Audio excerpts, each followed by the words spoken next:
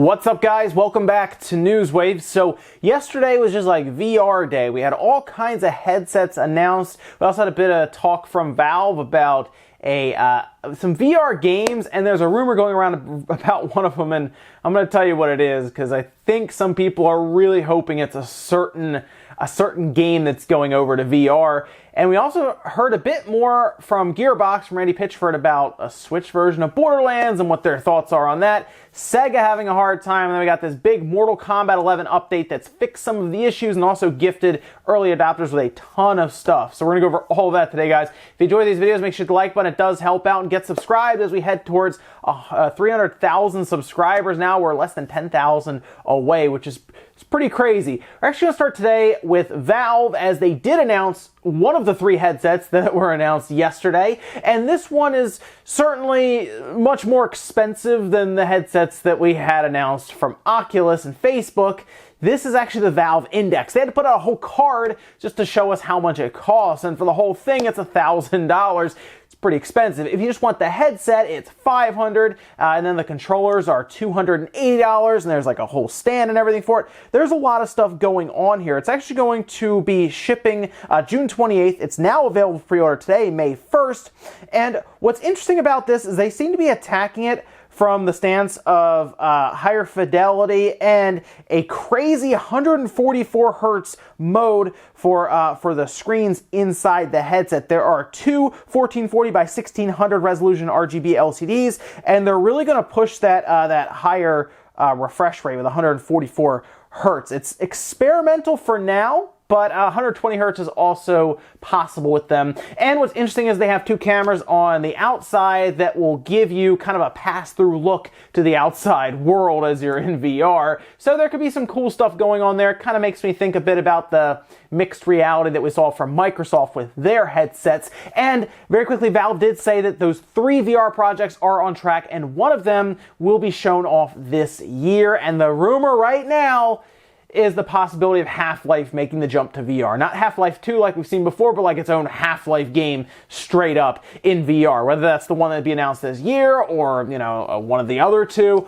hard to say. I think it makes a lot of sense, though, to have a Half-Life VR game around its launch, or if not, in June at some point this year, just to help push these units. We also got an update for the Master Chief Collection that is rolling along. Now we know that at this point, it seems like the testing for like Halo Reach and some of the PC games for Halo Master Chief Collection have been pushed back for now. There are insiders who are going to be testing it. I was actually going to be testing some of it, but it's been pushed back. However, they did put out an update kind of detailing more or less their looks into what they can do for a progression system. Now, right now in Halo, you kind of have your one little level next to your name. It'll go up and down depending on how you're doing, and that's kind of it. You did have some unlockables and stuff prior, and most people have probably already unlocked all of it and they've moved on. But it sounds like they're looking into adding more of a progression system, and I'm not shocked by this. The Master Chief Collection has become essentially a service-based game at this point with the amount of updates and what they've changed and everything. I'm not shocked that they'd be looking for a way to monetize this further, and that's what more or less I think would happen here. So they would introduce possibly more unlockables, things to do on the way to getting these armor pieces or weapon skins, and then I assume microtransactions will make an appearance, similar to what we saw with Halo 5, where that was basically a service-based game in the multiplayer with like card packs and everything. I think Master Chief Collection is going to get a similar treatment, and they've talked about how that could be something like unlocking skins or costumes or different things as you go forward. More content's cool. I'm just going to have to see what I guess the microtransaction and stuff kind of weave their way into there, and we'll have to see. But right now, it was at least just part of their notes. And real quick, for Shenmue 3 fans, it looks like it will be playable at E3. This is actually seen in a tweet as you're seeing here, and this was done by Cade, who did talk about Deep Silver's E3 bookings don't mention Dead Island 2. So what's the point of even going? And then it says Shenmue 3 will be playable, and then they said, all right, fine. So yes, in this case, it looks like Shenmue 3 will be playable, which is good because I would hope it will be playable since it's going to launch a few months after E3. So yeah, it should be playable. I'd be more curious if they're going to be willing to give the demo to backers, even higher tier backers, basically people who believe in the project before it got to this point, especially people who believed in the project before Sony was even like involved and a part of this, you know, where they kind of partnered with them. That would be something I would like to see, is to give them a demo also, because there are some big Shenmue fanatics that would love to get, even if it's like a prelude or like a really like a prequel type thing that they can just pass off. It's like an hour experience or something. I'm thinking similar to what Metal Gear Solid 5 did with Ground Zeroes, but either way, it will be playable E3, so we're gonna get a ton of footage and some impressions there. And guys, some of the quick news out of the way, let's get into the bigger stuff. We're gonna start right away with some VR talk around Oculus, and they did announce 2 new headsets. One is gonna be kind of interesting, I think, to a lot of people. It is for me because it's basically a wireless headset, something that I've been talking about being needed for VR for quite a while. I think one of the biggest issues that VR runs into is the setup and all the stuff you have to do just to get into the thing, like just to start up and start using VR, whether you're playing a game, watching something on it, or surfing the web, or who knows what else you're doing on there. To get it all up and running takes a lot of time and effort and wires, and it's a whole thing. But if you can get to a point where it's wireless and it's all inclusive, all in one, I think that's going to be a lot easier for people and much more interesting, and that is something that Oculus has been trying to do. Oculus Go was something that launched last year, and it was pretty cool. It wasn't super powerful, it didn't work the best technically, but it worked, and it was an interesting way to see VR from a wireless headset standpoint, and it looks like they've doubled down. Oculus Quest is the next all-in-one VR headset. They also introduced the Rift S, which is an interesting headset as well, but it's still tethered. They put up a whole spec sheet here that you can see from PC Gamer, PC Mag did this, PC Mag, and they actually have a whole setup here that shows you kind of the comparisons between the Quest and the Rift S, where you have higher refresh rates on the Rift S, but better resolution on the Oculus Quest. The biggest thing here, though, outside of obviously the tethering and the platform choice, whether it's Android versus PC, is the fact that you're not tethered with something like the Quest. Now, that's the cool part about this whole situation, is while the Quest is going to release with a couple different sizes for actual storage, because of course you're going to have different size storages, you will have the opportunity to get one for about $400, and that might sound like a lot, but what's interesting about this situation is if you buy the Oculus Quest, you don't need anything else. So if you buy a PlayStation VR, you still need a PlayStation 4 or a Pro. If you buy an Oculus Rift, for example, like the Rift S even, you still need a PC that's able to push VR-like visuals and performance. Anything else, really. Even if you get a Labo, you still need a Switch, right?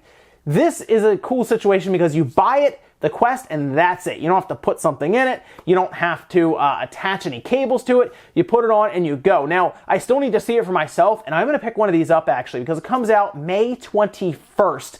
And like I said, a couple different storage sizes. I'll probably just get the basic one so we can check it out and see what's what with it. My only issue with it is that it is locked into the Oculus ecosystem, and I'm not a massive fan of it because when I used it with the Oculus Go that I have, it was limited. Now, they did say they're going to launch with over 50 games that are interesting for VR. Things like Super Hot, for example, Beat Saber is there.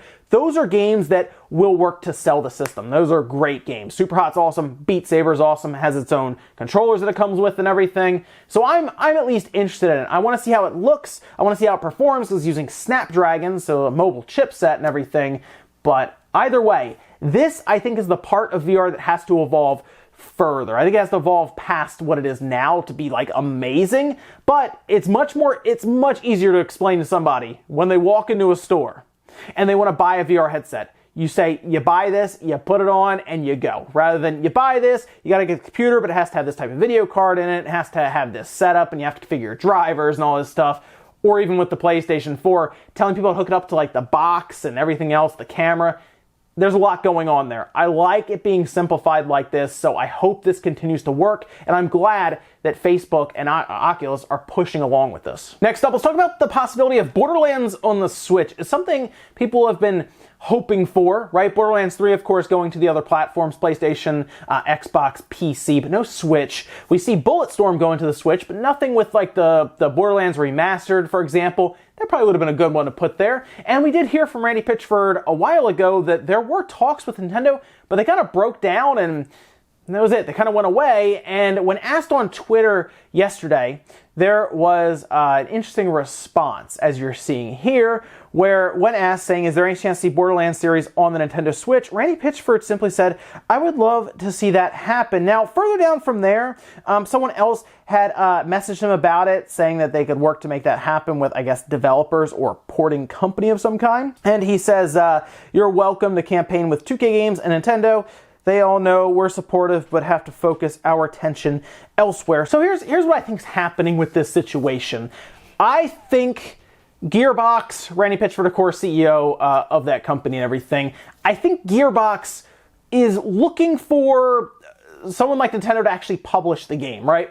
Put it out there, pay for cart costs, all that good stuff, right? That we see deals go down in the background for that, where Nintendo will publish a game in somewhere like the US just to help, I guess, alleviate the risk for a company to do, because it's still a risk, right? It is. I do question why Bulletstorm made the jump, but not something like Borderlands, because I feel like Borderlands would have been a safer bet, but maybe Bulletstorm was an easier thing to actually port over. That's very possible, right? I don't know if the size was easier to put on a cartridge. Who knows?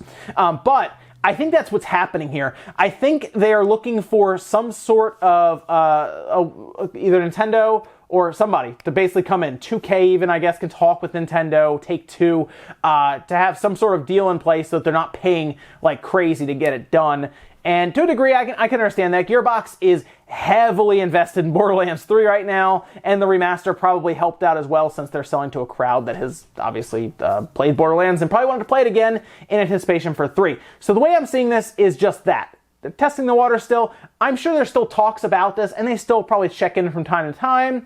And who knows, maybe someday Borderlands will be on the Switch. And it doesn't seem like it's like 2K or Gearbox who's the one kind of breaking down the talks. It seems like maybe Nintendo just isn't willing to foot the bill, but we'll see. Next up, let's talk about Sega, as it seems like they're having a hard time with their fiscal year reports. It's a shame to see, but yeah, Sega seems to be struggling right now, and they kind of had to explain how they're going to fix things. Now, here's actually some of their information they put out in slides. It does seem that they are down 70% for profits year over year. They're down to $23.82 million, and it doesn't look great going further into this following year, in the 2020 year. It looks like they're still going to be having a hard time, and they do attribute that to just having too many projects going on, not getting games out on time, delays, but they have been talking about essentially doubling down and focusing specifically on games that work. So, of course, Persona, Yakuza, those are games that they named.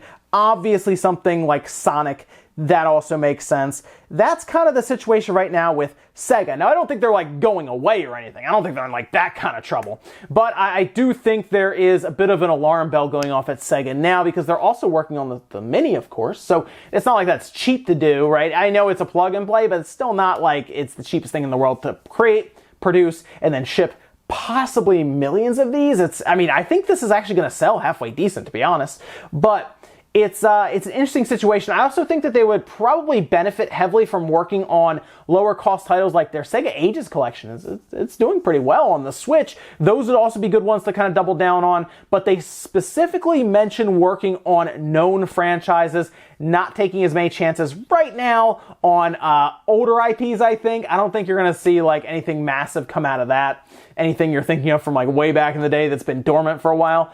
I think they heavily want to focus on things like Persona right now and Yakuza, maybe Judgment. Judgment's coming over, so that's something at least. But Sega's not a risk-taking company right now anyway, so we'll see what happens with the Mini. Hopefully that sells really well and then get back to maybe reviving some older IPs. And our last bit of news, Mortal Kombat 11 got an update. At least it got an update on the PS4. We're still waiting for it to show up on the Xbox, the Switch, and the PC.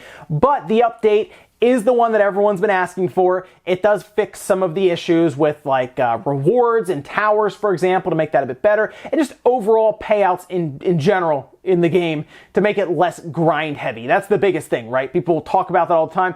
People don't really talk about microtransactions as much as just having to grind like crazy, and it looks like they fixed that. They fixed a ton of stuff as well. I'll actually leave a link down below so you can check through all of the changelogs they did, because there's a lot. They even tweaked AI. They did all kinds of stuff. But the biggest thing is, yes, the payout has increased about 2 to 3 times. Actually, when I checked it on the PlayStation 4, it got like probably an extra couple thousand coins and everything, or the gold, and it does look like it's a bit better for that. And what's really interesting about this is that as long as you sign in, I think there's like a week buffer or something, I think it's like May 6th as they outline, you actually get quite a few things. They talk about how you get 500,000 coins, 1,000 souls, 1,000 time crystals, 500 hearts, and that's all as like a thank you and we're sorry, basically. So you got to sign in by May 6th. That's on the PS4, and then I'm sure that will also be kind of moved around for the other versions as well. But at least they did kind of, I guess, at least give out some stuff to people, gifts, because of the rough launch and what they tried to essentially get away with the grinding. So, but hey, we got a bunch of stuff to run around in the crypt, unlocked a bunch of stuff, which is cool. It's not as grind heavy now. So overall, Mortal Kombat 11 is better off now with that patch. Hopefully they can get that pushed to the other platforms as soon as possible. And to finish up with our comment of the day from yesterday, actually comes from Carlos, says Nintendo may make an example out of a dark room to ensure all developers fully disclose all content. And yeah, that's exactly right. I think Nintendo's going to come down on them kind of hard. I don't know what they might, I don't think they'll like fine them or whatever. I don't think they'll do that. But obviously they made them rip the game down from the eShop. And while it is not necessarily, I think, an entry point for an exploit, I don't think you should be able to put that stuff up without telling Nintendo everything that's in there, especially if it's something that could obviously affect the system itself. Sure, the game is like sandbox and everything, but the fact that you have like a full-on development language in there with an interpreter and everything, you could possibly run into an issue, I guess. The biggest thing here is Nintendo obviously wants to know some of these releases and what's in these releases, right? The problem I think they run into is there's just so many eShop games that they have a hard time with it. I mean, it seriously got to the point where it had to be pointed out by people that it was there, right? If it wasn't, it might have stayed up there for a lot longer. So I think this might be a bit of a consequence from the amount of eShop games that get left up there, but it's also, I think, obviously on the developer to disclose everything that's in there. Now, I'm sure Nintendo is going to do this just to make sure they're told about everything in these games. Ladies and gentlemen, that's going to do it here for Newswave. If you enjoyed this video, guys, hit the like button, really helps out. If not, hit the dislike. Leave comments down below about everything we talked about, whether it is Borderlands on the Switch. You think Randy Pitchford and Gearbox just kind of trying to literally pitch to Nintendo, hey, we can do it, just want to help us out here, we'll make that happen. Also, what about Oculus Quest or the Rift S or the Valve Index? Are you interested in any of those? I think the Quest is the most interesting to me, mostly because I think it is an easier way to sell somebody on VR rather than all the cables and computers and game consoles and stuff you have to add on to it. It's all in one, just put it on and you go. Thanks guys for watching, and I'll see you next time.